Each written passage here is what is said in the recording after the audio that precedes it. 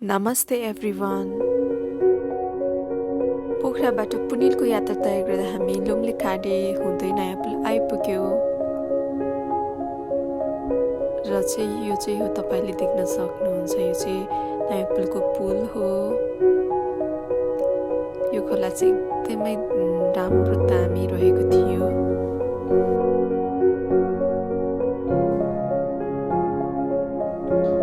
यो चाहिँ देखिरहेको डाँडा चाहिँ उलेरीको उकालो हो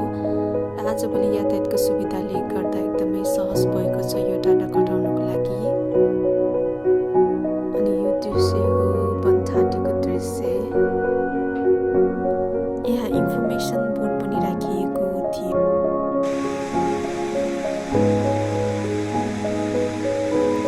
बनठाटीबाट चेकमा चढिसकेपछि हामी फेरि पैदल यात्रा तयार गर्यो यिनीहरू चाहिँ पैदल यात्राको क्रममा देखिएका रमणीय दृश्यहरू हुन्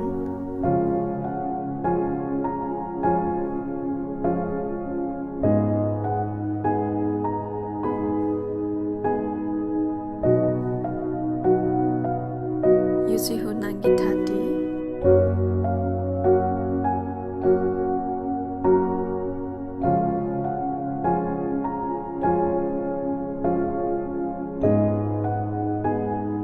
फाइनली हामी घोरेपानी आइपुग्यो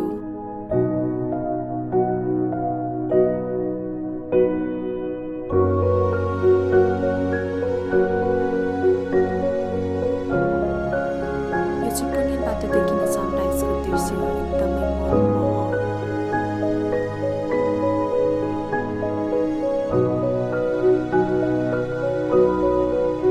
बिहानको उदाउँदो सूर्यको किरणले छने हिमालको दृश्यलाई एकदमै मनमोहक बनाएको थियो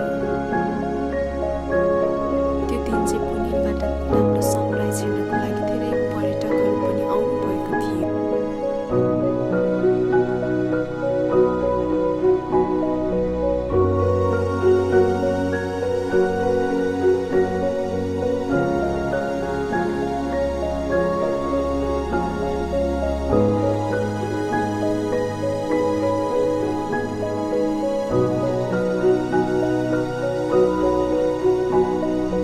अनि तपाईले देखिरहनु भएको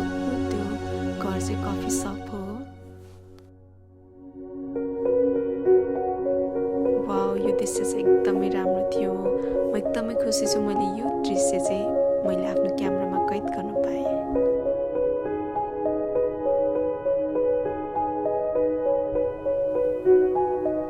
पोखरा टु पुनिल ओन्ली 2 डेजको ट्रेक हो 2 डेजमा चाहिँ पुनिल घुमेर हामी सजिलो पोखरा चाहिँ रिटर्न हुन सक्छौँ तपाईँहरू चाहिँ बनठाटीसम्म जिपमा आउनुभयो भने चाहिँ यो ट्रेक चाहिँ सजिलै